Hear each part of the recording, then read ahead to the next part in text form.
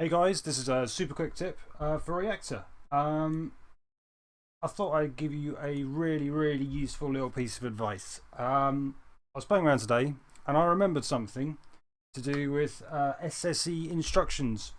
And what that tells you is that you can squeeze 4 computations into the space of 1 in assembler code. And a little birdie in my head said, I wonder if Reactor does that. And the answer is kinda. So you can actually optimize your reactor structures for ASM, and it's super hard.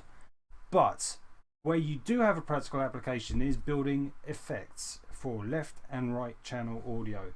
You ever been in a situation where you're building a plugin and you have to duplicate a huge amount of the architecture for your left channel, copy it and paste it into your right channel, and it makes it a nightmare to try and get wires from the left hand side to the right hand side.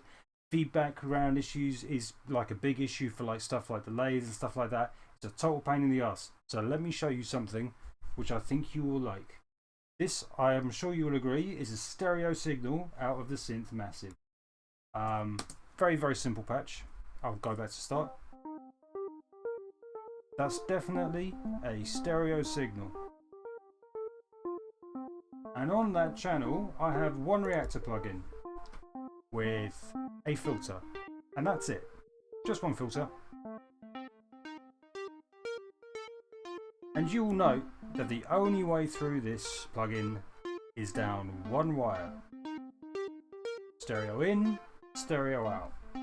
And the trick is using these 2 voice and from voice boxes and setting the voices to 2. So this cable is in fact polyphonic, as you can see from these little doohickeys here.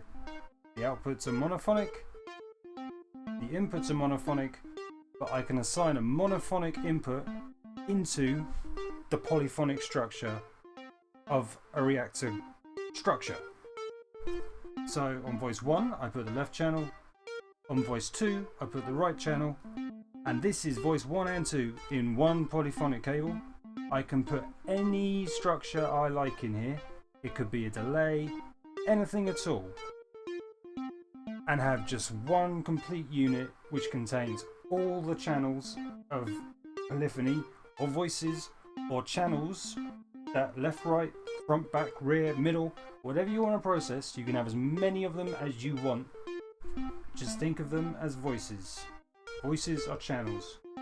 And that will make your structures, your ensembles, so much easier to work with. If you want different control data going in, you just use one of these. Now they're not free. They do use a little tiny bit of power. I think like on my PC it's like 0.1, which is basically the smallest amount of power that Reactor can register it's using. If you're clever enough, if you give it enough time and enough concentration, you can actually make optimizations to your synths. Say you don't want to run individual LFOs. Maybe you'd like to run 4 LFOs which are global. Well, you can do that for the price of 1 using this structure because of SSE instructions. Mwah!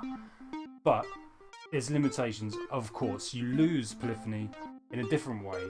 You can't have individual. If you were to do it that way, you couldn't have individuals per voice of the synth, individual LFOs per voice of the synth. So it's worth playing with. My point is, these are super powerful little units. No one really talks about them, but they can make your structures far simpler, and they can make your structures far more efficient if you put in the effort.